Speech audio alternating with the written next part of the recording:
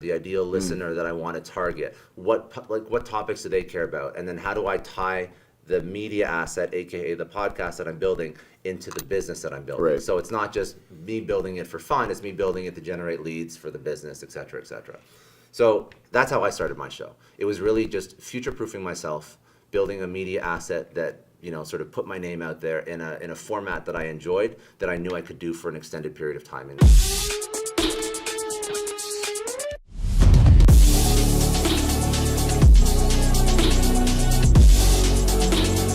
When I started the podcast, my original kind of idea was this whole wellness at the speed of light, which is good, but the problem is that you're bringing on a lot of these guests, a lot of inside baseball. And people, it just doesn't resonate. So kind of my brand, what I'm trying to do is position myself as I'm just a kid from the Bronx, but I speak normal, like I'm just a normal guy. And I want to take very complicated topics and really distill them down as an expert who can understand like Nobel laureates, but then distill it down to people that have no idea what they're saying. And I'm talking about a lot of doctors don't know this hardcore science. I love reading about it and understanding of it, the personalities of those people. It's a little different, and sometimes people don't care. It's very powerful. Skill to have, because this is also, you know. This is where I really need help in figuring out how do I get to a position where people see me more, I have more visibility. You have to get the eyeballs before people. Yeah, people locally. I'll walk you through. That's I know. Yeah, like. But I'm telling you, don't move away from health, because even I won't. I'm definitely not moving away. I'm definitely not moving away from health. The addressable market for business is like this big, yes. right? Yeah. Health, it's everyone. everyone. It's everyone. So if you look at big podcasts like Diary of a CEO, yes, he was just doing entrepreneurship, and then he opened up into health and wellness, and his podcast exploded. Oh, absolutely. That's what people want. That's what people want to hear. Or the other direction is you look at Valuetainment with Patrick Bet-David. He was also doing business entrepreneurship, then he opened up into politics, and then his influence exploded. So it's not that you have to. You can niche if that's your target customer that you want to attract. You want to attract business people or whatever, but you being a doctor. I want to speak. No. So if you expand it to health and wellness, like you just have a better shot of building a larger audience quicker than if you were going to be like, I'm a business podcast, I'm an entrepreneur podcast. It's just harder to build unless you sell a product to a business audience, and you don't need scale that way. You just need people who listen to the podcast to convert into customers, which would be a totally different. Yeah. People, providers, doctors, nurses, dentists, all these people, they do not understand that they have to understand business. They have to understand taxes. They have to understand real estate. And they're so far behind. They're the furthest people behind. When you go to Aspire conferences and you do those things, you never see people. Like when I went there, I was blown away because I met 200 people. I just walk around and just start meeting everybody. So I'm talking to people, and none of them are in healthcare. No one. That's so interesting. That I met. And so now my idea is I'm going to try to merge the two. That's why I want to do the business. And by the way, thanks for taking the time to come. It's great. Of course. But this is amazing. No, it's great. No, but I'm trying to take the time to, to really educate. So what I'm trying to do is now develop a different kind of mastermind program. I call it the Sovereign Provider Mastermind. And what it is bringing in filling rooms with a lot of healthcare providers, and then bringing people that can educate them on how to get out of the rat race. That's smart. Because they're trapped. No, this does not exist. It just doesn't exist. I don't live in healthcare, obviously, but I know a little bit about how healthcare providers struggle, because in the private equity world, dental office roll-ups became so popular because people didn't know how to exit out of their practice. Correct. They actually got their own acronym, DSO. Right, where you just go in and a private equity provider goes to all these people who don't know what to do with their practice, don't know how to get out of it, they're stuck in it, and then they buy them all, they aggregate them, and they sell them at a higher multiple. Yep. And that became so popular because so many people were just stuck in their practice and they didn't know what to do next. So, I mean, if you can give a little bit of business knowledge or wisdom to an individual provider or whatever, I mean, like that's. Yeah, but you were seeing it at a higher level. Yeah. I see it. I see the people that know the business that are taking advantage of the people. Not taking advantage. Yeah. You're seeing the ones that actually have the sense to say, "Hey, I'm going to work with private equity." But what I see is. But it got a bad rap. That's what I'm saying. Oh, it did. It did get a bad rap. I still get. I get texts 2 times a week from private equity. Was probably not. It's not the right. They knew the business, and then they were talking to people, negotiating with people that didn't know as much about business as they did. That was the Well, that imbalance is in the absolutely, that's Yeah. true, but on an individual basis, I'm telling you, docs are struggling, and so kind of the pitch to them is going to be, listen, because I watch them, I see them, they're struggling. And they're living that same lifestyle that everyone else lives, paycheck to paycheck, all this Yeah. stuff. They don't invest them. They don't know anything about multifamily. They don't know about the age of AI. That's like, they literally don't know. I mean, you're in a different world. Like, you're around billion. You're in a different level. Down at the bottom, these guys have they have no clue. They never go to business meetings. They have no idea. They get taken advantage of by everyone. But meanwhile, all their buddies that are kind of in similar, areas of professional lawyers and real estate people, they're in the know. Yeah. And so by the time they, get into their 50s and 60s, they're in a completely different place in life. They're chilling at the golf club and stuff. Doctors are still with their pagers, they looking structured their around, life third properly. divorce. They got all this stuff going on. So if we can do like an educational series for them Smart. to get them off of the hamster wheel, I think it's going to make a huge difference. And so I did, like, obviously before I even started floating the concept, I went and I talked to a lot. I talked to like 20, 25 doc. Everyone is like, yeah, you just let me know when it is. I'm going, I need that. I love that. Tell me Smart. what's going You on. bridge both worlds. You straddle like the doctor and the business. Both So- worlds. Both worlds, and Smart. and I love it. And now doing this entertainment stuff, it's got a long way to go. But for this stuff, you just got. And so this is like I'm trying to do the business thing because it's like now that I want to launch this thing, I have to get guys that are great in business that can talk about this understand all stuff. this Like stuff. just talking about mitochondria all day. Then they're like, well, what do you know about it? And I was like, well, I'm going to bring all my buddies in. They're going to talk to you, and they're going to make you, better because they could use they could use Melchers. They can use Andrew Cordell, who's my guy. Andrew's amazing. Like me and my wife are going down to do our whole thing with him. Like if I can bring those guys, to the doc, it'll change their life. Like literally. Like they have no idea what they're doing. You have no. It's funny. You're because you're so used to it. So they literally do not know what they're doing, and So with themselves. I'm aware of that gap. I have to always level myself out and understand that, like the conversations that I have are not the normal conversations that everybody has. But like the reason why I even started my stuff is because that gap exists, that knowledge gap, and it was like I want to take wisdom and lessons from people that have built awesome things, and how do I in a simple way unpack their playbook and then teach it to somebody who's just starting out so they don't have to reinvent the wheel. That's the reason why I started the podcast. No, and it's awesome. And I know I watch your stuff. Thank you, dude. I And appreciate even your little shorts, I mean the amount of education and just that that's why you get so much engagement. Before we were chatting about the fact that you were up in Toronto, you decided to start the podcast. Tell me, like, forgetting about what's out there publicly, right? That we can look up on you. What inside? Like, did you just have like a spur of the moment thing, and you just decided? Because I'll tell you my story about how I decided to do my podcast. But was it like one night you were just like, I'm doing a podcast, I'm posting it, now I'm a podcaster. Well, how do you do this thing? That's not the thing that got me to start the podcast, but that is how I started it. Okay. So there wasn't Okay. like a big plan behind starting it. I Yes. think I probably could have been a little bit more planned. Yeah. But I think that more people have trouble just defaulting to action and getting started than I think most people just overplan, overthink. And I'll tell you my story in a second, but I know this to be true because the playbook that I've used to start my podcast, because now I have a little bit of a system. 7 years I would say so. Your 7 years podcast- later, yeah, when I would say first started, so. I had nothing, but a little bit of a system. But I have like codified that, and I'll walk you through it after, sort of like what I do for my Great. show and the marketing around it and the different things I've tried that have worked and haven't.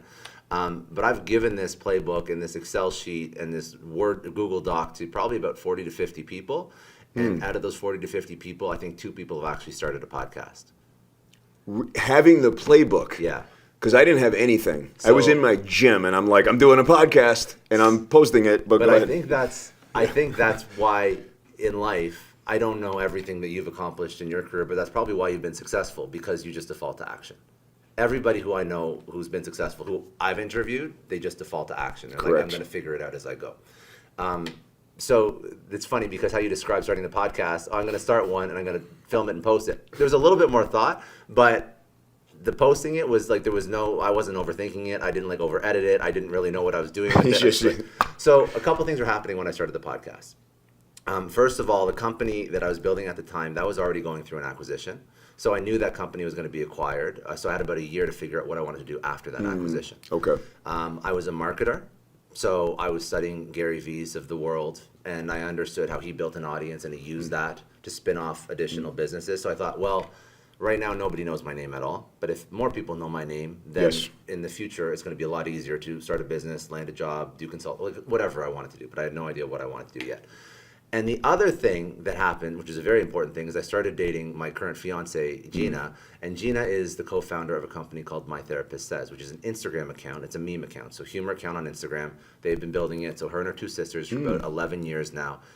And to give you an idea, if you walk up to probably a woman and you say, hey, go check out their account, if they aren't following it, probably 50 other friends are. So they have Amazing. 8.2 million followers, and they Holy do smokes. somewhere in the realm of like 8 to 900 million impressions a month with like meme content, humor content. So that was her account, and that was something that she built way before she even knew I existed. So I saw that they built a whole business around content. So I always joke, but it's not really a joke. She was a little bit of my muse starting the podcast because I saw the business they built, and I'm like, that's really interesting. They built an entire business around content. There's an opportunity here because I saw them closing the deals and the RFPs they were responding to and some of the brands they were working with. So let me figure out a content format that works for me that I can use to build sort of my own brand and my own name. And I'm not really interested in doing short form video at the time or doing memes or humor content. But another form of content that I love listening to is podcasts. Like I was listening to a lot of Tim Ferriss. I was listening great. to Seth Godin. He had a pod. He's the first podcast I ever listened to, which was it was nice when he came on my show because that was like a nice full circle. You moment. absolutely. Because he's the one I first listened to. He's how I discovered podcasting. But I really just thought if I can build a media asset and I continue building that thing for basically the rest of my life because I enjoy it. I have to enjoy doing it. I have to enjoy having these conversations. But if I can do that, then I've built this audience that whatever happens in the future career-wise, if I want to start a business, if I want to build, a personal brand, even if I wanted to go work for somebody, it's just a lot easier when you have an audience already. People know who you are. It's your online resume, right? So I walked through that story because that was my version of the podcast. I just wanted to build a brand around myself.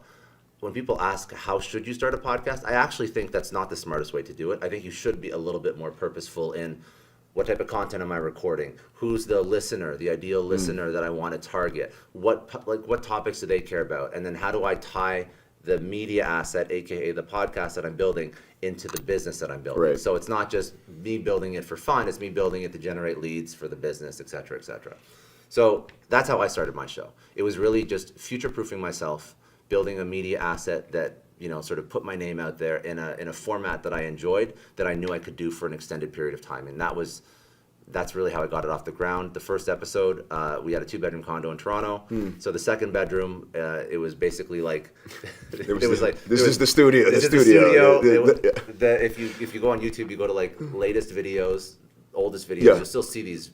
That's awesome. I got to check. They're still up there. I was in a full suit ones. because I was always getting dressed up, and now obviously I'm not in a full suit anymore. But if you look at those episodes, I was sitting. So it looks like I'm sitting with there's like a wall there, a wall with a window behind me. It's all white. It's just a bedroom of a condo, and you can't see this, but my laptop is sitting in front of me on Gina's vanity, on her makeup vanity. That's like looking towards. So if you turned it around, it'd be like makeup vanity and purses and shoes, and then like me sitting in the corner doing a business podcast. I mean, that's how they start. That's how it starts. So that's how I started it.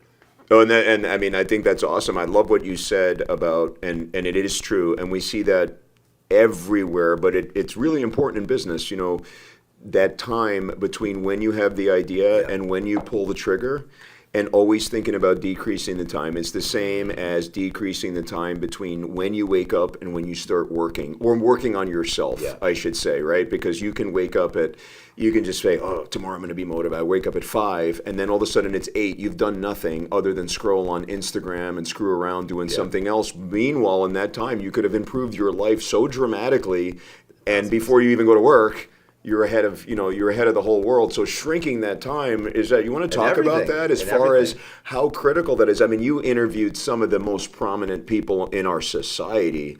And you're absolutely, you sure do. Isn't it weird? You talk about starting a podcast, right? And you're in some, like next to the vanity, and now you're interviewing some of the, the most intelligent, successful, people in the world, and they all do that. They all shrink the time, right? They do that. So they do that for a couple of reasons. First of all, this can apply to a larger life decision, like starting a business.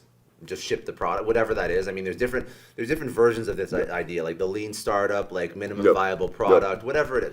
Figuring out if you want to start a podcast on Sunday and then recording it on Monday and uploading it, because that's really what I did. These are important ideas, because I think that if we have access to, especially in 2026, more information than we need on how to do the thing. We have access to unlimited podcasts, whatever you want, unlimited YouTube videos. So the thing that holds people back is not access to information, as you know. It's really just taking action.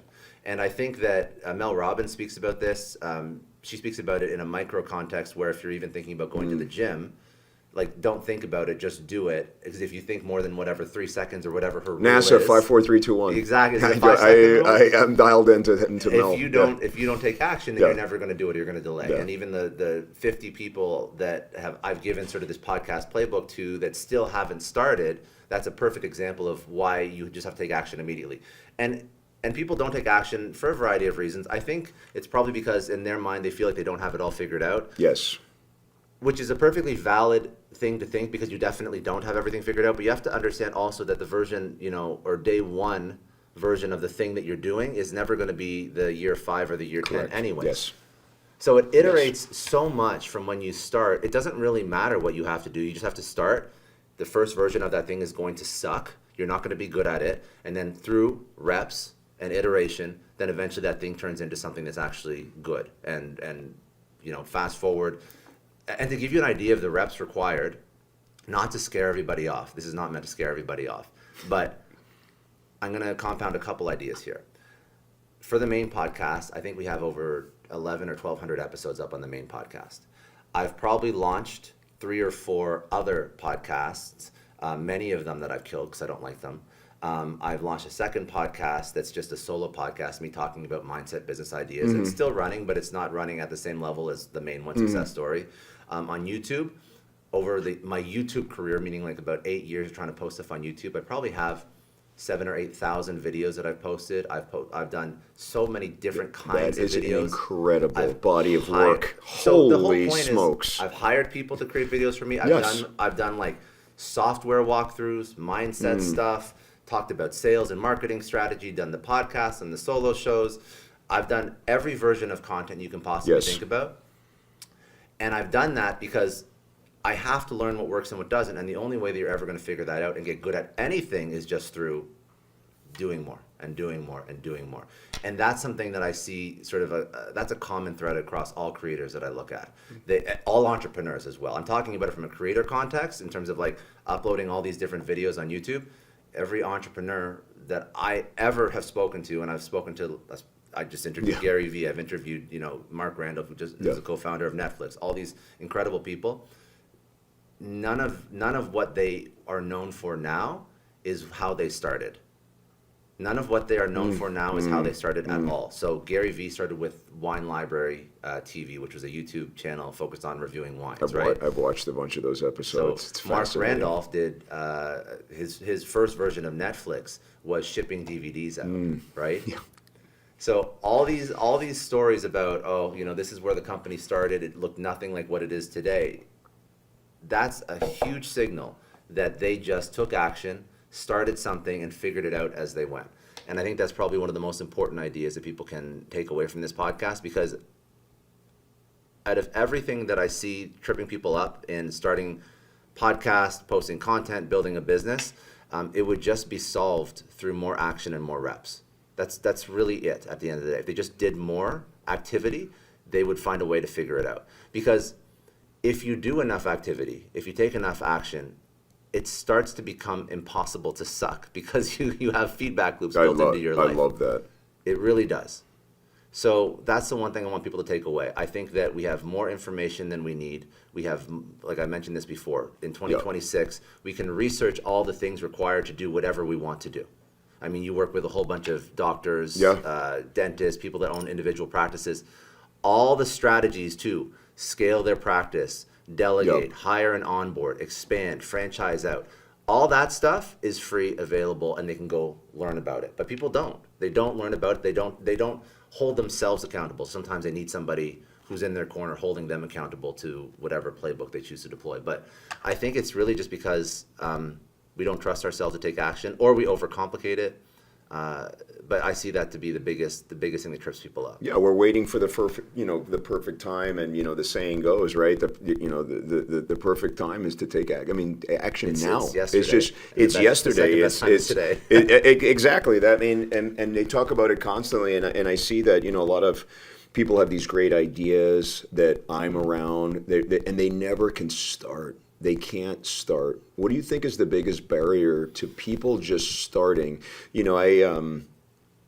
I'm around a lot of people that we would just call them, I don't want to go introverts or whatever, and they're not out there, but you'll sit down with them, they'll have a couple drinks at some event that we're at, and they might be PhDs that are working in a lab or doing something like that, but they can't start. So they'll tell me their idea. They'll say, hey, I came up with this thing, we got this molecule, we checked it out with this, and they're like, yeah, and I was like, well, how long you been thinking about it? Like 6 years? Yeah. 6 years? I was like, if I was me, I would have been about 6 days, and I would have been calling every single person I know. What's the biggest barrier in talking to, I mean, you've talked to thousands of people, like what's the barrier to them actually, getting, so I know the Mel Robbins, the countdown, right? She's like, it's the stupidest thing, NASA, whatever, and it's great, she's awesome, and everyone, says it in their own version, but the truth is, why?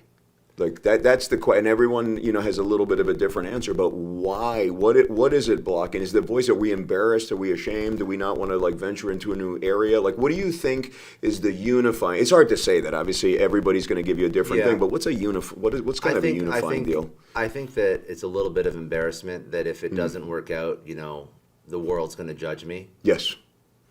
I think it's a little bit of embarrassment. I think it's a little bit of imposter syndrome. Like, who am I to do this big thing that's never been done before? Mm-hmm. Or sometimes it's even like, who am I to do this thing that only this cool, successful person that I look up to has ever done before? Mm-hmm. And you put your person that has done the thing you want to do sort of on a pedestal, and you say, like, how could I ever achieve the same level of success or level of notoriety? Like,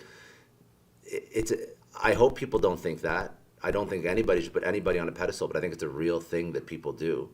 And I think that what you have to do to sort of counteract that, first of all, you have to understand that nobody is that special.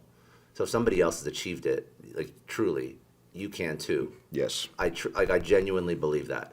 Maybe they had a different set of circumstances, and then you get all the pushback. Like, well, they had a good upbringing, or they had X amount of money, or they were born in this city. You can always find somebody that has started worse than you have with the thing that you're trying to do. So I think that really what it comes down to is just the person who has achieved the thing you want to achieve. Because everybody has that person when they're trying to build a business or build an audience or build a podcast. You think, well, that's for them, not me. I could never do that. And then that compounds with, if I even try, people are going to make fun of me. First of all, nobody's looking at you as much as you think that they're looking at. Yeah, nobody cares. That's truth. At all. Big time truth. Everybody, and by the way, when you do start something, even if it sucks, people actually like to support somebody who's up and coming. People will give you feedback. That's super valuable. Nobody will write you off and make fun of you for trying anything, ever. Ever. If you need proof of that, go to the gym in January when people are just trying to get back into the gym. It's a different crowd. It's a whole different crowd in and January. If you, this is the same mindset that would block somebody from going to the gym in January as well, who hasn't gone to the gym in 20 years. Mm-hmm. Mm-hmm. You go to the gym. Say you are a little bit overweight. You haven't gone to the gym in forever. You're super self-conscious about your body. You go in. If you just asked the most jacked dude in the gym for help, you would be shocked at how that dude would stop everything and probably talk your ear off about everything you ever need to know about health and nutrition and weight loss. People are so helpful and so welcoming to somebody that is trying to do something outside their comfort zone. I think it's human nature for us to want to help them. So, And even, in a non-gym context, in a podcasting context, which is what I do now for a living, when somebody asks, like, how do I do this? I could probably charge for, teaching them how to start a podcast. And some people, but I'll just talk to them for like 30 minutes, 40 minutes, an hour at a conference when I walk off stage. Probably change their life. I don't know. I don't know. Let's not get crazy. But don't undersell yourself, please. But I mean, just understand that everybody started, and when you show curiosity and you show willingness to try something, a lot of people are going to come and support you and help you and teach you and try and lift you up.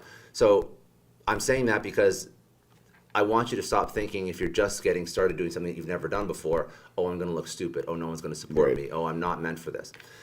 And then if you have seen somebody who has done it, who has built the podcast, built the business, whatever it is, know that they're not that special. They also started wherever you were at some point. And I think that when you realize that nobody's that special, then you're like, okay, so that person is just a few steps ahead of me. That person has just been trying to do this thing longer than me. Maybe I can start to reverse engineer how they got to where they are. And then that starts to clear the gap, clear the pathway or the journey between where you are and where you want to end up. Because when you don't believe that building a business is for you, it's only for entrepreneurs, and you don't identify as an entrepreneur, building a big audience or building a podcast, that's not for me, that's for somebody else. And you don't see the way to get there because you haven't really broken down the steps that like, I listen to Tim Ferriss. Tim Ferriss is a massive podcast. Okay, so Tim Ferriss built this massive thing. I could never. Maybe that's my limiting belief, right? Right. But if I start to understand how Tim Ferriss built his podcast, and I look at how he markets his podcast, and I look at how he edits his podcast, and I look at his newsletter, and I look at his guest outreach strategy, and I look at how he monetizes his podcast, well, all of a sudden, now that super opaque gap between where I am and where Tim is starts to become a little bit more clear. And then now I'm like, well, you know what? Yeah, it was a lot of work, but it's actually not that confusing how he got to where he is. He did, over thousands of episodes. He has a really smart monetization strategy. He because I listened to his strategy. He talks about it. Anybody who's built anything talks about how they do it.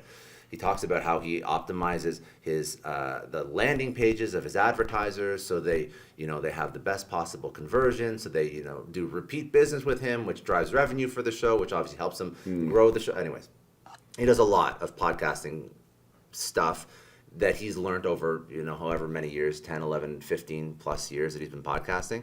So if you just listen, then you start to get a little bit of a playbook. So then you start to be able to reverse engineer how someone else has done the thing that you want to do. And this applies in anything. I'm talking about podcasting because that's the guy that I looked up to. You can do it in businesses, right? How people build businesses. Do it in business. So you look at a doctor or you look at somebody who's built out a massive practice, franchised it out, has now licensed their name to other clients. Well, whatever it is. Whatever you're trying to do.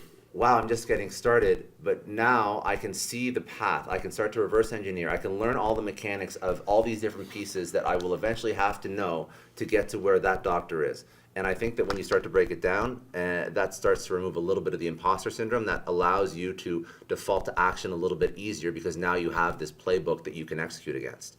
So those are some of the ideas that I hope will help somebody just, again, take action.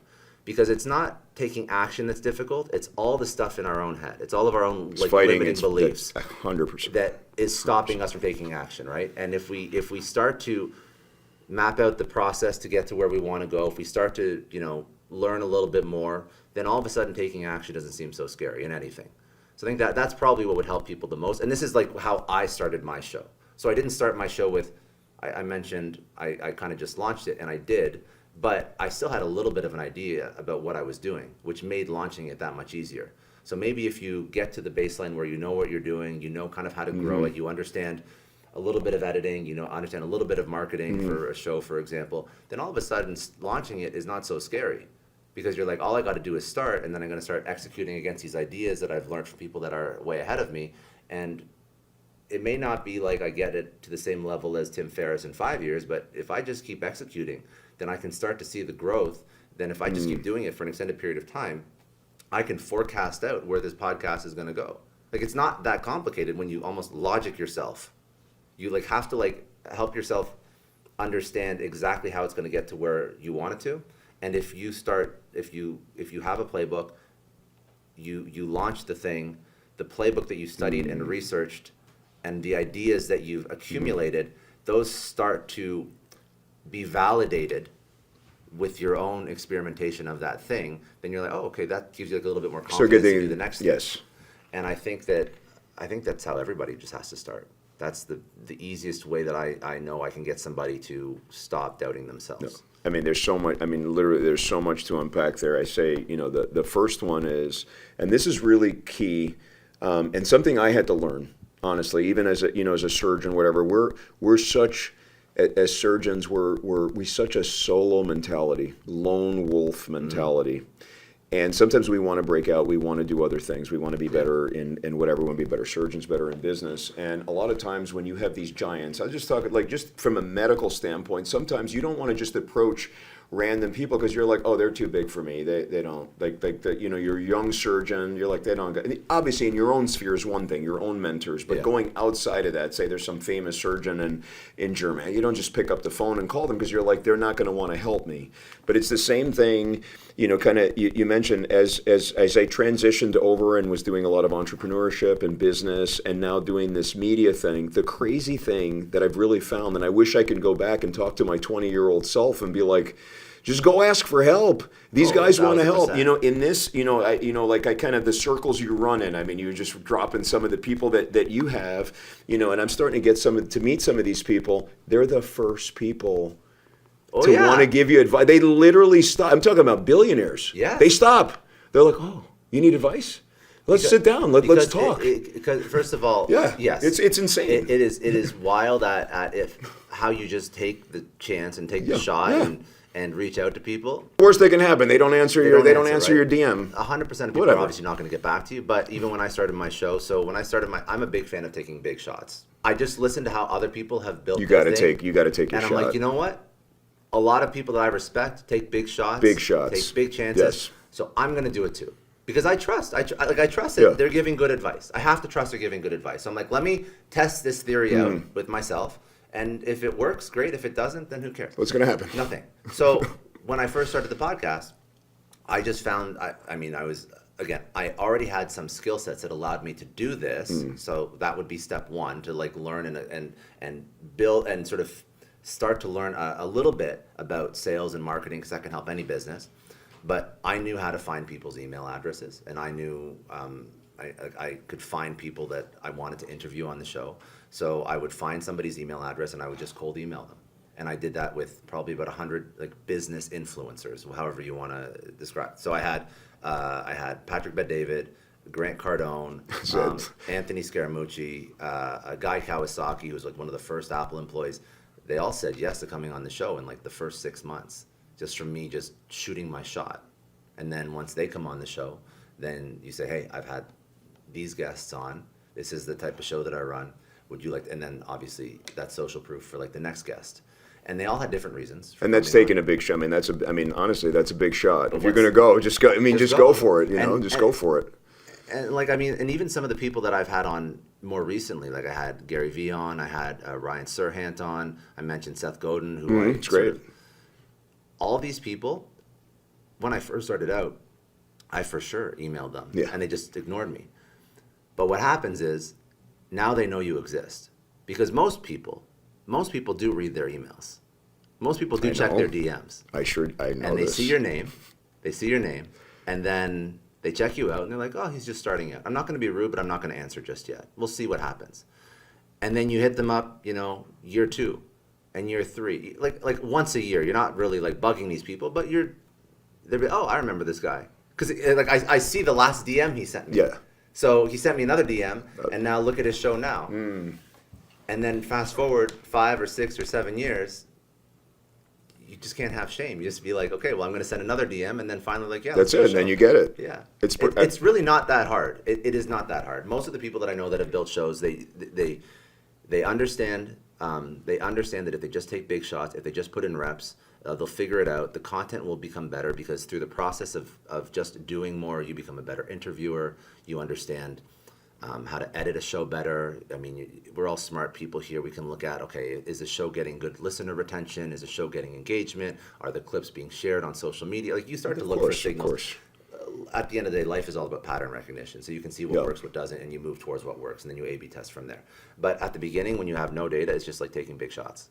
That's really it. And that's in business too. Like I'm talking about building a podcast and emailing some big names In to this get on case, the podcast. this applies across. But you start a business. I mean, you want a customer? Email 5 enterprise customers per day. Just figure out, my background's in B2B sales. So figure out your ideal customer profile, your buyer persona or your avatar, whatever you want to call it.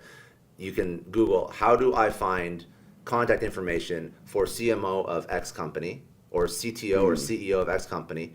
There'll be about 25 tools that will let you do it for relatively cheap. You use one of those tools, you find the contact information, you send an email out, send 3 to 5 of those emails per day. Very few people will get back to you right away, but one will. Over time, they'll be like, oh, that's interesting. That's whatever product or service you're selling is something that I'm looking for. And then all of a sudden you have an enterprise client that could change your business overnight. You're trying to raise money, go email 5 or 10 big VCs every single day, angels, whatever. You choose who you want to target, and at the end of every day, take 5 big shots. Whoever you want to target. Great. And compound it over time, right? You take 5, that's 25 really audacious things that you've done per week, and over a year, even if 1 or 2 of them gets back to you, I mean, you don't need a lot of enterprise customers to change the whole business. You don't need a lot of investors to write that, to lead a funding round. Correct. That's going to get a whole bunch of other investors on board.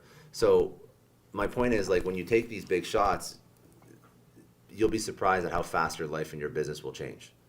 I think a lot of people just never take them. I think it's right on. They don't want to take the big shots. It's too big for them. They want to take the little incremental, just this little micro steps. And and it takes you like an hour a day. If you literally were like, with AI.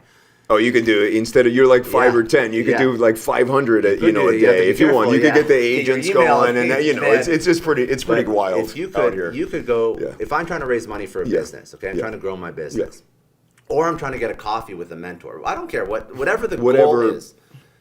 You go to Claude or ChatGPT. Hey, I'm trying to do this. Give me a list of 100 people that could help me with this. If I'm trying to raise money, be like, hey, I am a CPG company. I am pre-revenue.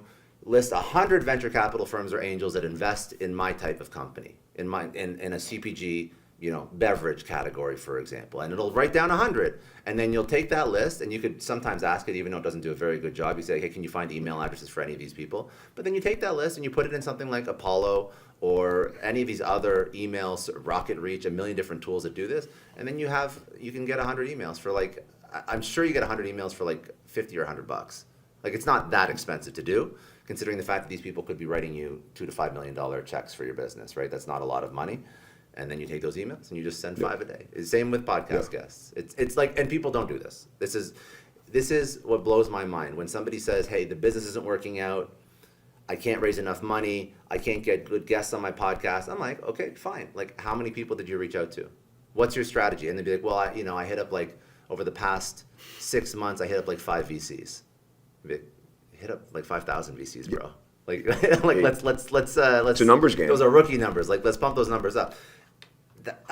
There's not much else to it in life. It's like you take big shots and you increase the volume, and that figures out most business problems. And again, just taking big shots. It goes for getting in the rooms, right? They say like get in rooms you feel like you don't belong, and the whole imposter syndrome. Yeah. That's where the magic happens. Again, you'd be surprised in how much people want to help you. When I look back at at my career, and I talk about this in my book as far as taking like big shots. There was a time we were like so small. Our company had really shrunk. There's a couple surgeons. And we were having all kinds of issues with insurance, and I had to take a big shot if I was going to save this company. And it's like my upcoming book, and I talk about that. And I literally walked in, and I was going to do it to a lot of people, but it just happened to hit on the first one. So I walked into the CEO, like this hospital CEO's thing, and I said, "You need us. We're the best in the business. We do all this stuff. We'll blow away any other spine surgery group in town. We'll take over all your stuff." Yeah. And he's like, "Whoa, just stop." He's like, who are you again? I didn't really look at your name on it. I'm serious. This guy's name was Tom O'Connor. He was great. I just walked in there, and literally like 2 months later, we were signing this this contract Yeah. to like cover their trauma, and then that turned into a deal, and then we replicated it again with another, it took another big shot with a hospital system that had no idea what they were missing. So I went in there and I said, listen, if we can build all this, and they're like, we don't even know what you're talking about. It didn't make sense. So then I went and I got the CEO that had done the other deal with, brought him in to negotiate the deal because I had done it with him. Smart guy. So he helped us. So he was our That's smart. facilitator. So he facilitated that deal. It wasn't smooth, but that became the biggest deal that we ever did with our business, and now we're 5 times bigger. So and you just have to take the shot. And yeah, was I like a little bit like I felt like I didn't care. I was like I was going to do it. I didn't even know what I was going to say. When I walked in there, I was like, let me look at him first, and then I'll figure something out. Because what's the worst he could say is like, I'm really busy. I'm sorry. 100%. I have 5 minutes. That's not going to ruin my life. I'm not going to be of like course scarred not. for. I'm But a if you don't take the psychiatrist for shot, life. your business could die. 100%. So that could ruin your we life. would have been gone. And I just lay it all out, and the thing, we just had our administrator had just retired, and she went through this whole thing with me, and we were just telling the stories about how we were on fumes, like it was over. And it went from that to one of the one of the most successful businesses in Minnesota as far as like spine and neurosurgery. Congrats, that's amazing. And it's just one of those things, you have to take big shots. And sometimes obviously necessity is the mother of invention. Like what else? What else am I going to do? But a lot of people don't do it, and they just say, "Okay, well this isn't working. I'm just going to go and sell myself and just go and be an employed doctor somewhere and do it." I'm like, no way. Yeah, I think that. Listen. So that's very frustrating. I think it's because they're not taking themselves seriously. Like if you took yourself seriously and you understand the value that you have as a human, that you can bring to the table, you would take those chances. I think that we do so much to self-sabotage our own success. We say, I'm not worthy of building this business. Like you start it, but then subconsciously, That's actually a good point. Yep. you are sabotaging yourself because you're not reaching out to the people that you should be reaching out to. You're not doing the tasks that you should be doing. Because if you had true self-confidence, then you would do these things because in your mind you would believe that, well, the product that I've built can actually help that customer. So I think what you have to, first of all, if you are building a business or you are creating content, like you should always be focusing on the best possible product, whether or not the product is a podcast interview or the product is like a widget that you're selling. Like if you always bring the best product to market, I find it a lot easier to have the confidence to sell yourself. And sell what your service is. I think that that's probably something that a lot of people could focus on. Like have the best possible product, keep improving your craft, and then that makes it a lot easier to sell. I think that gives you self-confidence. Because if you kind of have like a bullshit product that you're trying to sell to somebody, I think it's a lot harder to get behind it. I think that's It's a lot harder to get behind it, but it's also a lot of those people end up being exposed, right? Because that's the overpromise, and then they underdeliver, and now you're in the underdeliver camp, and those people, Well, that's why you got to be really careful with those people. You got to work like hell to always over-deliver. But when you do that, then I feel like then it becomes a lot easier to take these big shots. Yeah. Like if you stand behind what you've done and what you've built, then you're almost doing a disservice to the customer not taking the shot and not getting in touch with them because you know it could change their life or you know it could radically improve their business.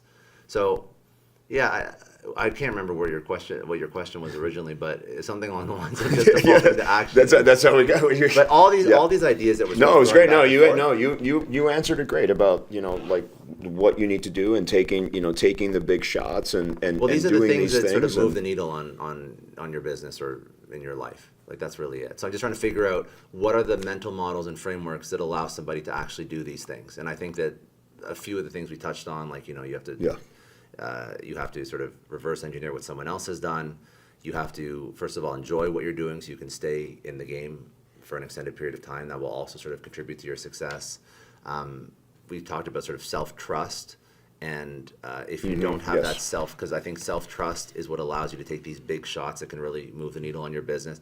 If you don't have self-trust, if you have massive amounts of imposter syndrome, I think a really good exercise to go through is to understand how many times you've actually won in your life. Because as humans, we actually, it's really easy for us to remember all the things that haven't worked out and all the negative in our life, the time we, got divorced, sued, dumped, fired, whatever.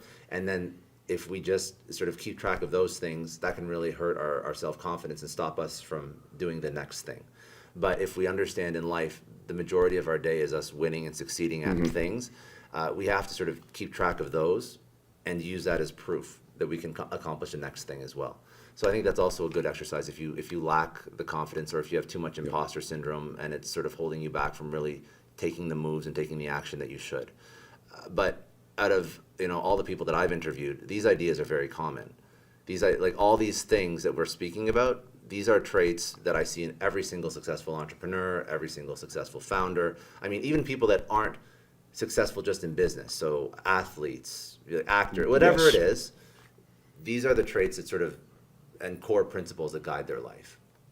Yeah, and I mean, I think that looking and having that body of work and seeing it, like the blueprint is there. Like people want to know how to, if you want to be successful in certain areas. Now, people are different because we're talking about, like, entrepreneurial mentality is very, very different than the kind of the 9-to-5 mentality. But people can also extrapolate them to other areas of their life. Like they can take all the great principles that you kind of espouse and do it to be a better dad or a better whatever. Sometimes people listen to these kinds of conversations and they're like, that's not really what I do, and that's okay, because there are people that are just, they're not into this stuff, because being an entrepreneur is very difficult. You have ups and downs, and it's just different. But it's the same ups and downs you have as a dad or whatever. I'll tell you something. So when this is something that I'm adamant about. Everybody should have an entrepreneur mindset. Everybody, even if you work a 9 to 5. I'm with you on that one. So when people say like, oh, I'm not an entrepreneur, this podcast doesn't apply to me, I'd be like, listen. If you adopt that sort of worldview, especially with all the new technology with AI, you are going to be replaced very quickly.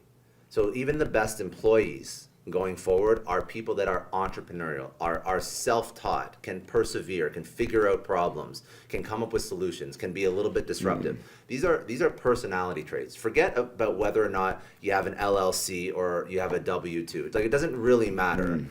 This is a personality. Entrepreneurship is a personality trait. I truly believe that. It's all these things I just mentioned, like a couple different things that you have to be able to do to become a successful entrepreneur. These are the same personality traits that will allow you to be a successful employee and make a lot of money within a company and keep a job. The age of assembly line administrative task worker, like, that's being replaced with AI or robotics rapidly. So you have to be an entrepreneur within the organization. You have to come up with ideas that are moving the company forward, even if it's not your company. That is the value you bring to the company now. And if you don't bring that value to the company, at some point in the probably very near future, you will be replaced. So I think that you have to start to think way to look at it. like an entrepreneur. And I believe that the best employees could, and the best employees not just could be, are potentially the most successful entrepreneurs. They just chose to not do that for whatever particular reason. Maybe they don't want to start a business. Maybe it's not the season of life that they're in. Maybe they want a little bit more predictability with their paychecks because they're starting a family, or maybe they have built a business in the past and now they're in a period of their life where they don't want all the stress and the ownership and the anxiety, but they could still do it. They could still do it. If you pick them up and plop them in San Francisco and said, go start a company, they could figure it out. But they're now working for somebody. If you look at the largest companies in the world, so Google, Google, Facebook, Apple, Netflix, whatever, Amazon, a lot of the people that run those companies, or not even run them, like directors, VPs, especially at Google, that has grown through acquisition, where they find a company, they acquire it, and the founder becomes like VP of this department. A lot of the people in those companies could just start companies themselves. They're brilliant. They could figure out how to build a company from scratch, and they could be an entrepreneur, but they're not. They're tying their skill set to a larger purpose, right? Or maybe they were at some point, and now they were acqui-hired, and now they're working within a company. But if they were fired, they'd be fine, because they'll figure it out.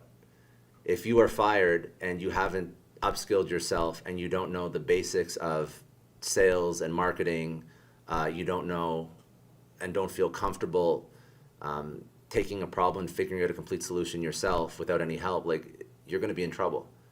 But a true entrepreneur could do all of these things, could figure out any problem themselves. So I think that that's why all employees have to start thinking like entrepreneurs.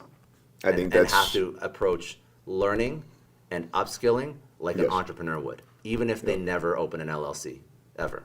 Doesn't matter. That is unbelievably incredible advice for people that are going to watch this. Honestly, that's really important, because I think as we go into this age of AI, and recently I've been posting about some of this stuff, some of the stuff Elon says. I'm going to ask you about that actually, because I love your take on it, since you're not in the medical field. But people do not realize the speed that this is all moving. They have no idea, because we can't think exponentially, but now this is real exponential. I mean, the AI age, if you listen to these AI scientists talking, it's exponents of exponents. Yes. It's like, it's not x to the second, it's to the fourth maybe. It's insane. And those numbers, we can't think that way, and that's how fast this stuff is moving.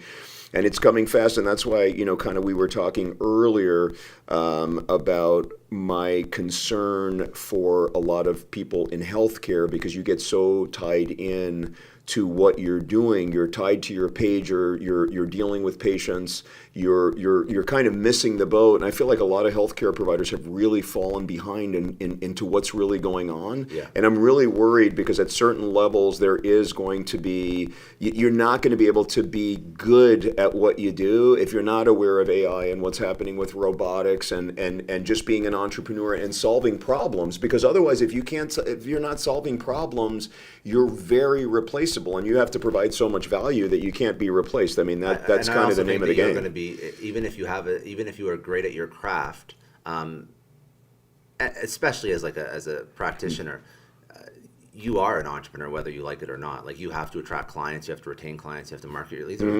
It's very different than somebody who's doing like lawn work, who's like working for somebody, like their job. Well, maybe robotics will eventually replace their job, but at least right now they still have a steady job. But if they work and they own their own lawn care company, you better figure out how AI is going to help you market and help you scale and help you buy the attract new robots customers and that are your army, your lawn mowing army. But I think people in your audience in particular, they have to learn these skills, because there's going to be somebody who's going to come and eat your lunch someday, and who's going to figure out how to market a practice better than you, who's going to figure out how to attract and retain customers, patients better than you. And even if you are the most skilled, you have to find a way to stay relevant and stay top of mind. And I think that this is like, it's not just AI in terms of administrative tasks. AI is going to sort of disrupt all parts of a business. So, I mean, yeah, you can't, I don't think anybody should just close their eyes to it and pretend it doesn't exist. That seems like a very bad strategy. But they're doing that. There was this chart that I just saw, which is wild to me, because of, again, I'm in this area where I'm interviewing all these people that are great entrepreneurs and founders, and they obviously use AI and they understand it and they study it and they research it, and they're messing around with like Claude Bot and setting up agents in their free time. But then I saw this chart that was something like 28% of the world even knows what ChatGPT is, or something. Wow. Like wild. That's wild. Like has like an account, and you realize that all these tools that are meant to improve our lives are just going to sort of further create gap between people that don't understand it and can't use it and people that do. So it's not going to, it's meant to make life easier, life better. What it's really going to do is it's going to consolidate skill set and resources and power with a select few group of people that really understand how to use it, and then everyone else is going to be massively struggling. I think that's probably one of the scariest things, because if somebody understands how to use AI, like let's talk about building a practice, right? They're going to be able to market en masse. They're going to be able to attract more customers. They're going to be able to grow. They're going to be able to franchise out. They're going to be able to do all the things. And then there's going to be all these individual practitioners that have no idea how to do this, and they're going to start to see their clients leaving them and their patients leaving them, and they're not going to know why. Well, because somebody else is running some sort of AI tool that A/B tests 2,000 pieces of marketing creative every single minute, and one of those pieces of marketing creative that's now being run on a Facebook ad set that hyper targets a specific customer base that is going to be attracting your clients away in your local zip code, and you have no idea what's going on. Like the use case for AI is endless, right? But just in terms of business building, if you don't understand it, and if you can't wrap your mind around it, you're going to be replaced by somebody who can, probably very quickly. So I think that this is I mean, this is scary for a lot of people, but this is why everybody has to be learning it, understanding it, playing around with it, at least getting an account on ChatGPT or Claude. And not just using it to find their local restaurant, using it as an actual extension, of themselves, which is incredible. Ask it. Hey, I do this. How should I use you to grow my business? Just ask it, and it'll tell you. Oh, I do this all day. And I could be like, I do this all day long. but literally, it's amazing what you can do. You are, just by doing that, you are light years ahead of most of your peers. I'm aware of this. They don't know. And not because you have access to some special. I don't have nothing special. No, you have an hour at night, and when you're watching TV, you're just messing around on the computer. And listen, this is where I think everybody should be right now. This is what everybody should be doing, but they're not. They should be doing it today, like as soon as today, whenever this thing. But they should be doing it as they're watching the show, because they're really falling behind. You brought up something. It's interesting. It's even a bigger picture thing. And that really will apply to any business. And you said, like, people taking customers and stuff like that. And I just had this discussion. As I just work with different organizations. I actually just became the president of this global organization. But anyway, I was just talking to people about the importance of, and it's so simple. I have to simplify it. It's like eyeballs. The number one, this is a Gary Vee thing, right? Like the number one thing that every single person, no matter what, you should be chasing: attention. Of course. Attention. Period. Without attention, in the way that the things work now, you're done. Of course. It's over. And so, if you are in healthcare, obviously that's kind of where, I am right now. So if you're in healthcare and no one knows you exist, you can have the best, you can have the best products. Like just to give an example, like we are always looking at ways to target different things. So for example, we do like regenerative medicine in one of the integrative health clinics I do. If no one knows that you have a technique that only a few people in the country are doing, of course, and has a dramatically better chance of preventing you from ever having a total knee replacement than other types of stuff, you can't be shocked if no one comes there. Of course, because they don't know. And people are like, this is great. And I'm telling you, this is the doctor mindset. I talk to these people all the time. I talk to people like from all over the world, because I do this other organization, and they're just like, oh yeah, we invented this thing. I was like, well, who knows about that? And then I say, well, I said, I went to your you have one video posted in the last 2 years, and it has 7 views. Yeah. And so how are you getting, I don't understand. I'm like, how, and you're upset? And they're upset. They're like, I have the greatest thing ever, and no one, and it's interesting because it is such a common theme. And again, you don't see it as much in certain other areas.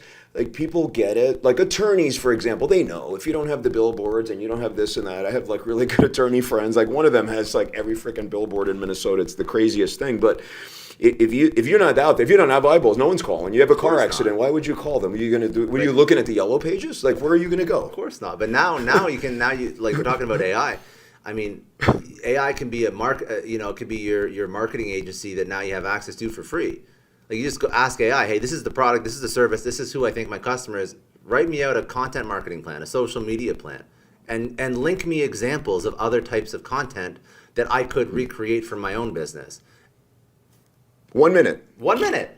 That's it. Unless you do like the deep thing. The deep thing takes a little bit longer if you do that. And then it's like that's level 2. I go this stuff, but anyway.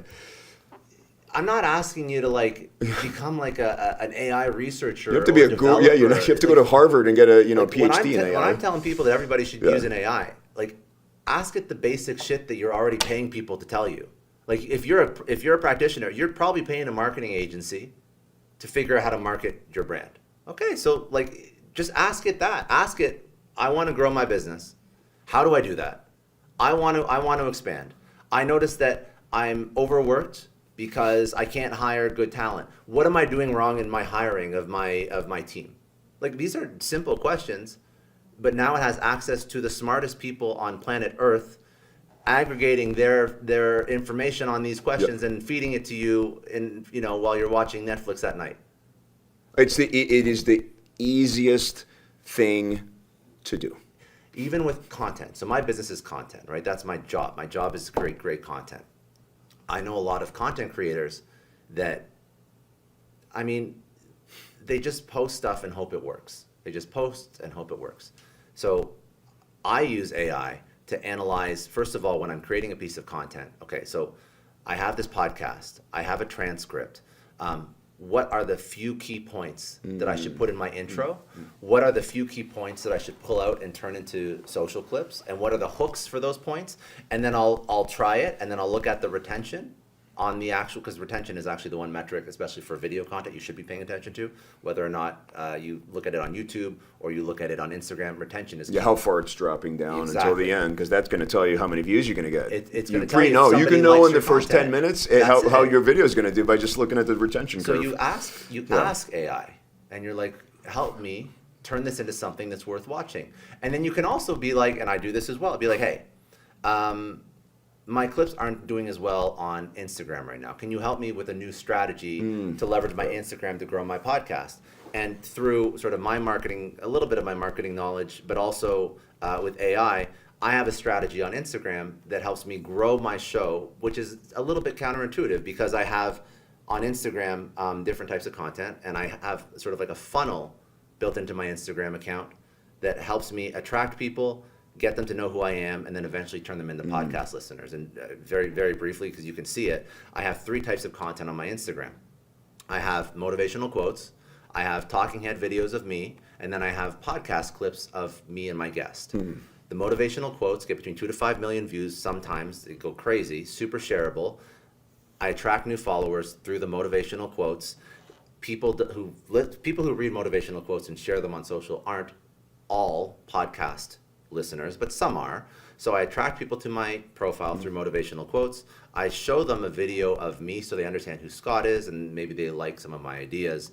And then I finally post a picture of me with a cool podcast guest with a call to action that allows them to comment, and then I send them an episode for the podcast. So if that's my sort of Instagram funnel to attract people to my Instagram to eventually turn them into podcast listeners.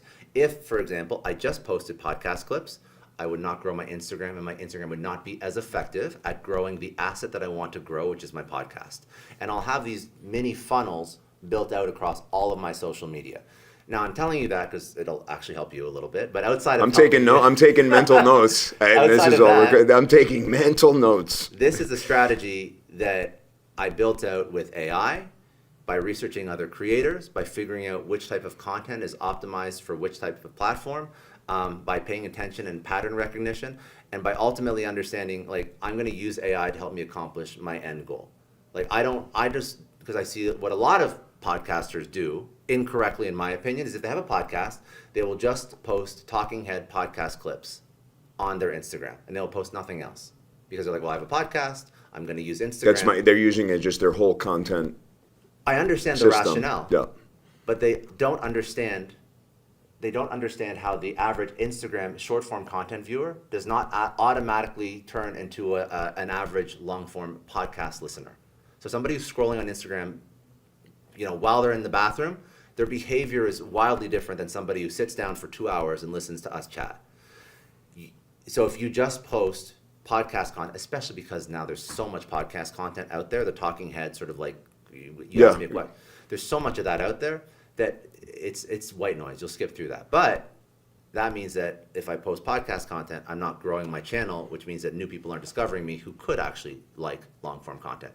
So I got to understand the behavior of the user on that particular platform and then optimize my content for that platform to eventually use that platform for my end goal, which is long form podcast listeners, or I also optimize for newsletter subscribers.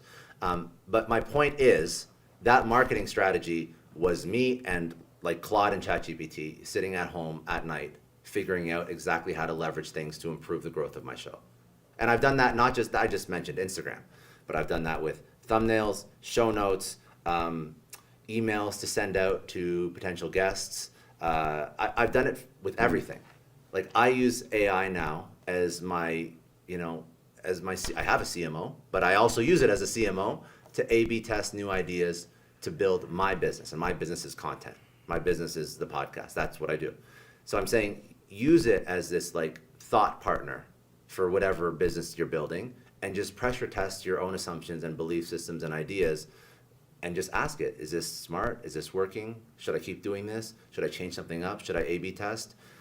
Across your entire business. Tackle one problem at a time by using AI, and you will be amazed at how much that will help you. I mean, this whole strategy that I came up with by chatting with AI basically has turned Instagram from a relatively, before I did this strategy, Instagram was good for social proof because I had a good audience and a good following, but it was not growing my It wasn't a podcast. funnel for your So I'm like, podcast. it's great, Yeah. but it's not useful.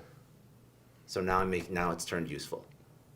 So that's And that's huge. another question. It's like when you do these things, it's Yeah. like when you started this kind of at the Yeah. beginning, it's like to what end? Like why are course. you doing that? I think that's the first thing. I think that these like really brilliant business minds, and of course they've gone through their stuff, they've paid their dummy tax, whatever, and now they're at a certain point. But when you talk to them, because the more I get into these rooms with these incredible people, I'll just say something to them. They'll say, "What are you working on?" "I'm working on this." Yeah. "Why? For what end? How are you monetizing it? Smart. What are you doing? Where are you trying to drive it?" And right away, and I'm just learning more of this because a lot of people, when they do these things, they do it for the sake of doing it, or they want to get some dopamine hits and get a bunch of likes, or dance that's around, silly. or do whatever. It's like, why are you trying to do this? So for me, it's just like it really started like I was saying before, was to take really complicated kind of medical ideas and just teach people what's available out there, because the amount of misinformation in medicine is right now it's staggering. And I and I just had this Dr. Ivan on the show, and we were just chatting about it, and boy, he got fired up. I mean, I asked him the right question, but it's like, you have all these influencers out there, and they have a big following. And some of them, they just kind of spew random stuff as like, this is the secret to life, this is thing. And then a physician, so they'll go out there and they'll get like, their post will get like 700,000 likes, not views, likes. crazy And then the numbers. physician will go out there and we'll work, and we're drawing diagrams, and we're doing all this stuff, and we're distilling it into really like this is how it works, and this is why it works, and this is why, I believe in this stuff. And then you get 10 views. And then it's just like, But the physician's information is good, and the influencer's information is clickbait. it's clickbait. Not always. Now, I'm not saying, and again, I don't want to, because I know some of these people know, but they don't, we were just talking about, they don't understand like the mechanism. Like right now, a really hot topic are peptides. So I'm really into peptides, okay? And it's a little controversial in our industry, mostly because we're so siloed, and so, like so many people are still in what I call my ignorant phase, where you just don't want to hear about stuff you don't learn about medical school. That's what it is. You're just closed off. You don't want to do this stuff. That mindset is why you're gonna go out of business one day. Correct. Like the same mindset as to why you don't want to learn about peptides is the same reason why you are no longer You're in business in absolutely 5 right. years. They don't want to change, but they're out there. They're like, I'll post something. They're like, "Oh my God, you're becoming one of these doctors that talk about stuff that's not FDA approved." I'm like, 48% of like the FDA is funded by big pharma. Why do you think things are not FDA approved? Like, I'm an insider. Like, I'm like, you don't understand, man. You have to kill your ego, too. Understand. You have to. You start growing a little bit, trolls and all that But stuff. that's also why people, like, I mean, like, I'm not in the medical space at all, but I mean, a lot of people don't even trust their GP. A lot of people don't trust their GP anymore because they But can't. there's a reason for that, though. Yeah, because there's when a I reason have, for when that. I know when I look something up online, I'm a smart guy. I know that I shouldn't take the information online and just assume that it's true. But I do know that there's some things that are not discussed by my GP That is my mind. that 100% could help me out. 100%. Because I also, listen, I'm not an idiot. I know there's incentives to push certain things. I know you're lobbied by pharma reps and drug companies to push certain drugs. We can talk about this for So I'm like, hours. and I don't think that listen, I don't think the average person in the U.S. is that healthy. It's what is it? It's not preventative. It's all like retroactive. Like after you get sick, then they're trying to push drugs on you. Yeah, we call it sick care. So That's it's it, yes. 4.7 to 4.9 trillion. 90% of it is for sick care. We like keeping people sick. We like them coming back. It is the entire thing. It's like everything that's in my book. I'm so passionate about that. I'm trying to cut through the noise and do that. But now it's like the Wild West. So, you're on Instagram and you got these influencers, you got this stuff. And the thing that boils me the most, I don't even know how to handle this, is that we are now politicizing health. It's so stupid. Honestly, it's the number one dumbest thing that I've ever seen. And it's super dangerous too. It's super dangerous. Like, as soon as a particular molecule is tied to one political party or the next, people come in and they just go, oh my God, you're with it. Oh, you're doing this, you're doing that. I'm like, first of all, I'm here to help all people. It's ridiculous. Well, I'll tell you, okay, so what's the oath? What's the oath you take again as a doctor? The Hippocratic Oath? Hippocratic Oath, right? So the oath... Do no harm. Do no harm. Yeah. So if you are ignorant and your patient and you choose to not even research what your patients are now being inundated with... I literally just did a post on that the other day. They're researching peptides. They see peptides. Their friends are taking peptides. Or forget peptides. What about TCM and other types of medicine outside of what we know in the U.S. or Canada, right? So they're being told about this stuff. Some of them will try it. If you don't even understand the basics of it, to have a knowledgeable conversation with your patient, I think you're doing harm. They don't understand. I think you're violating your Hippocratic Oath by being ignorant towards information.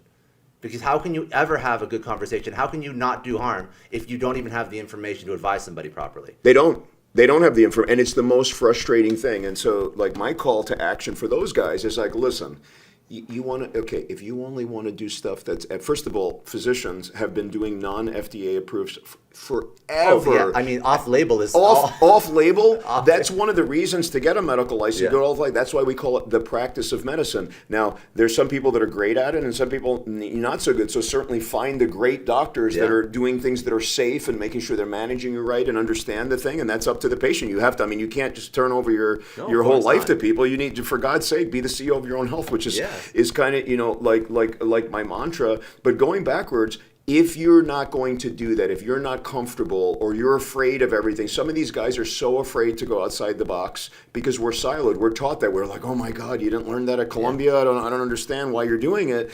But if you can't even, these docs can't speak the people's language anymore. That's why when I, as a traditional spine surgeon, I heard these stories. Thousands of them, people just getting sicker, going back to the same wall. I'm like, this doesn't make any sense. So then I went into the integrative health world, started these clinics, started seeing patients there. I'm not kidding.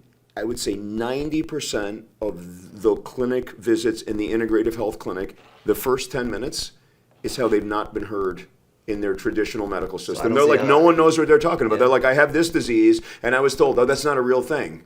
Like, we treat a lot of like mold toxin illness, all these toxin stuff and Lyme and just all this crazy stuff that I didn't think I was going to treat, but now I made myself an expert in it because you know what? The information's out there and you can become an expert if you know all the other stuff. It's not that hard. So they don't know and the doctors can't speak. So I get a 10-minute bashing of whoever tried to treat them before. And then I said, let's look into the future. We got you. And here's what we're going to do. Here's our treatment strategy. But it's getting worse.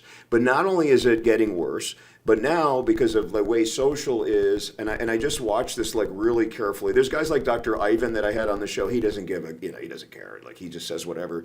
But there's a lot of people that want to talk about this stuff and putting out like really good educational content, and they're just getting destroyed. That's not FDA. Like this thing with what's FDA approved and what's not. Just let's stop pretending that's like a normal process. Of course, stop it. Of course. And so now there are some things. There are some parts of even like peptides that are harmful. Absolutely.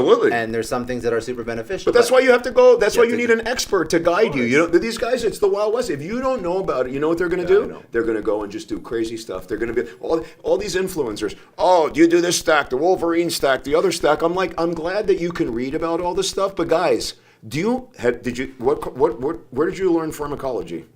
Where did you learn physiology? Where did you learn, like systems biology? You don't know what these things do. Okay, so they're on a blood thinner. Now you're putting them on all this other stuff. Yeah. Like, what do you know? Like, you're pushing all this stuff. You're pushing your game. That's why your GP has to research and not just, they can't just live with the knowledge that they graduated from med school with 30 years ago. Two types of people in the world, right? And I know you know, I mean, I'm sure you've heard this from some, two types of people in the world. People that thirst for knowledge and want to learn everything because we don't know anything. I'm in that camp. Same. I'm like, we know very, very little. And people that spend all their time defending what they already know. Those are the two, that's it. I think that. So anyway, let's close it up like this, because this is something that's real important, and it'll tie the business with the health thing. And I know you'll have a lot to say on this. It's really important.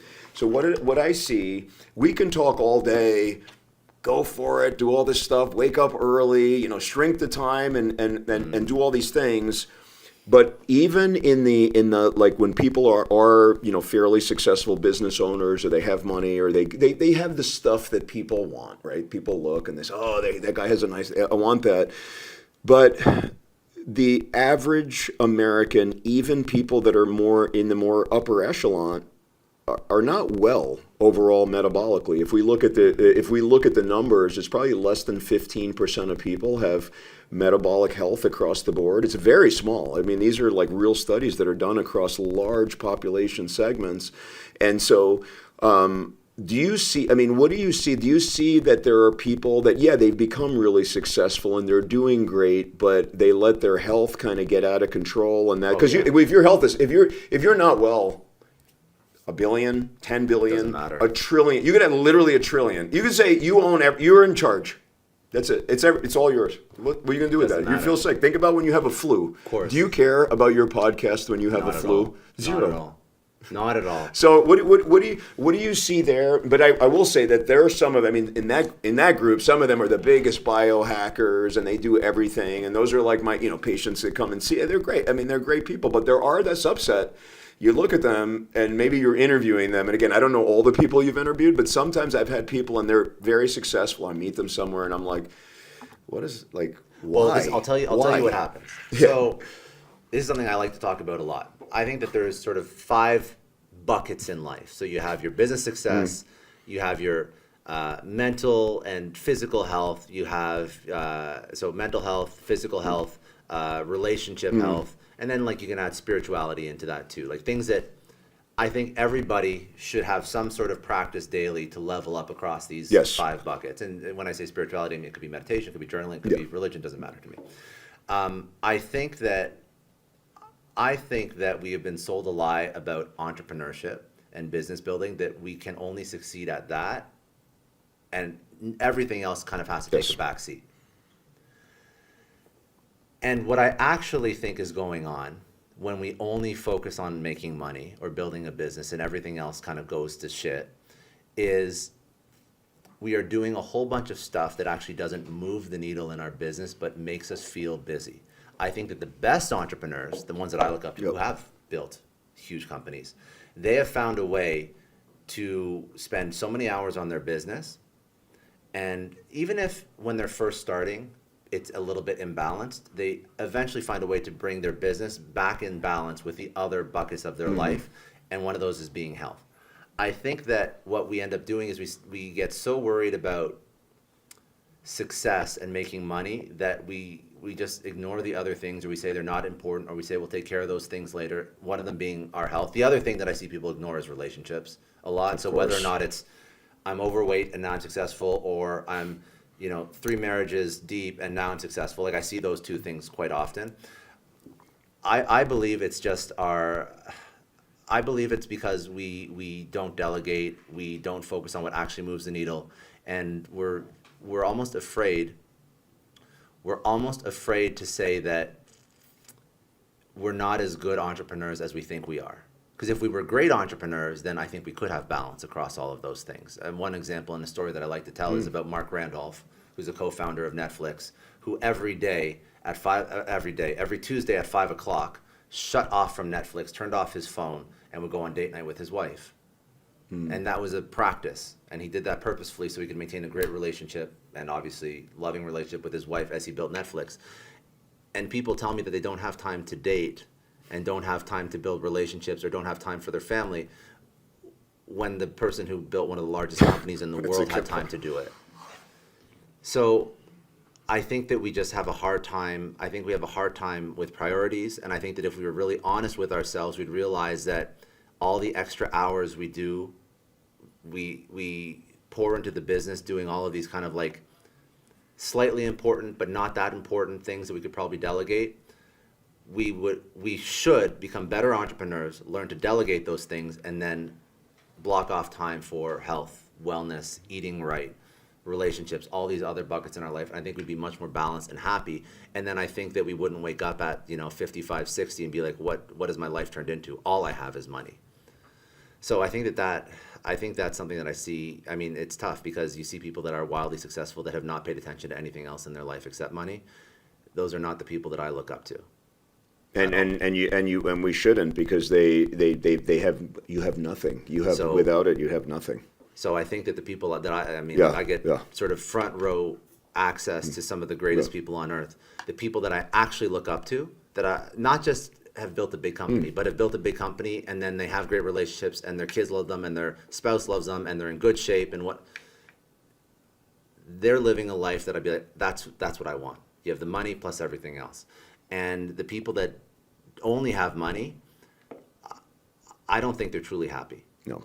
I think I see that because when they only have money, that's when they start trying to lose weight, eat good, start caring about their health at like 60, 65, because now they're worried about dying. Now they're and also like that's a whole. I mean, we can. That's so like now they're like trying to play catch up with their health.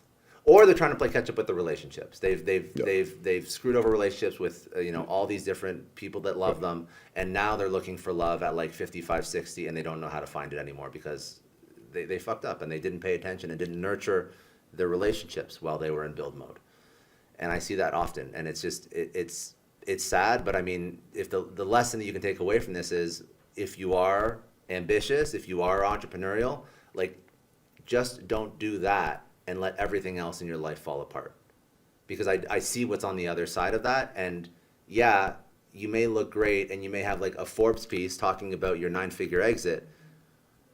But I can tell you when like the cameras turn off and we have real conversations, some of these people are not thriving in all areas of their life. No. And they're all trying to play catch up, and they're all trying to find ways to, find love, find health. And sometimes, I don't want to say it's ever too late, but I'm saying that it would have been a lot better if they had started working on those other things a little bit earlier. Yeah, it's definitely never too late, but they're unfortunately, sadly, as a physician, I see it all the time. I see these people, and some of them are really successful, which is just, to me, it's wild. It's like, you have money, but you're not taking care of the vessel. Well, how many really rich people smoke? None.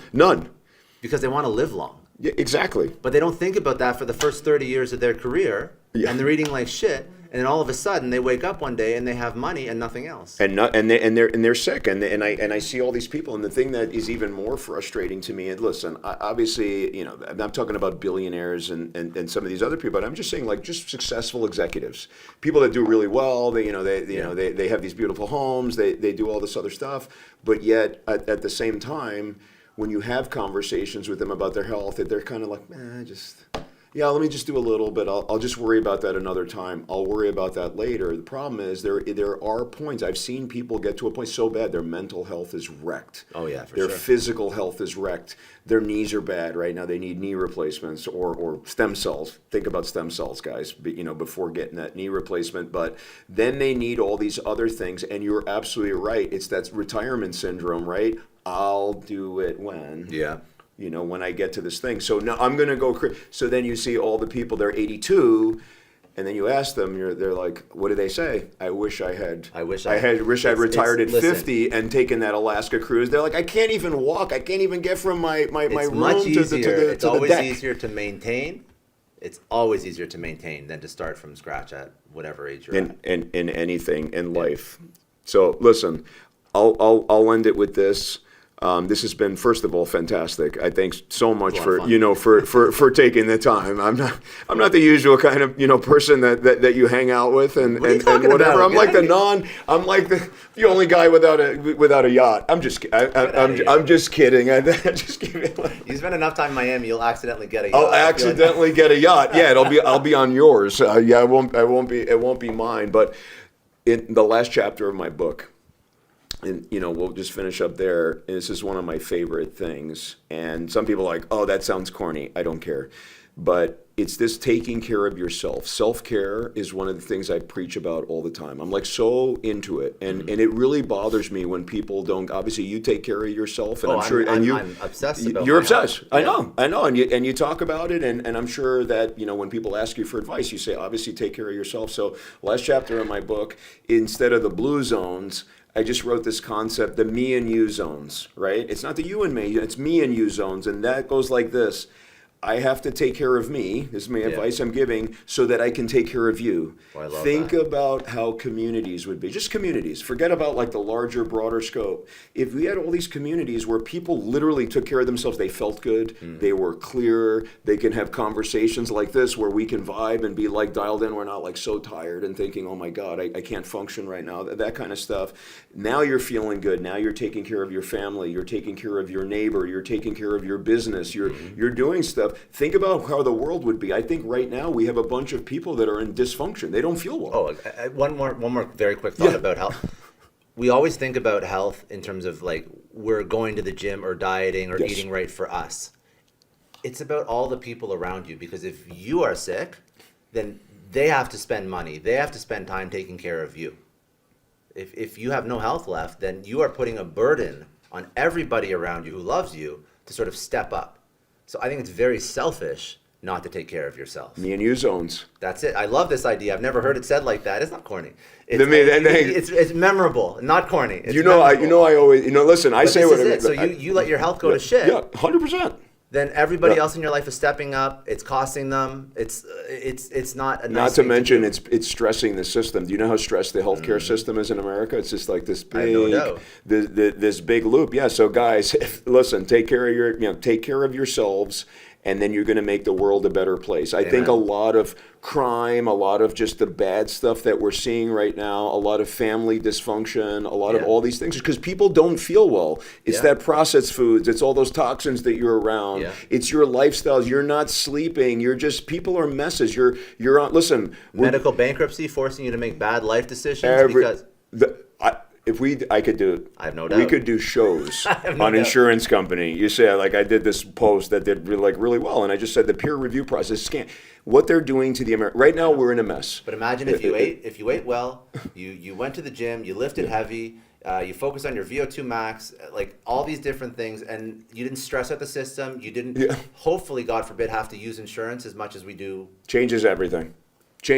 Stay away from people like me. That's actually the best thing. Not in my longevity, integrative health capacity. I mean, as a surgeon and traditional doctor. So listen, this has been incredible.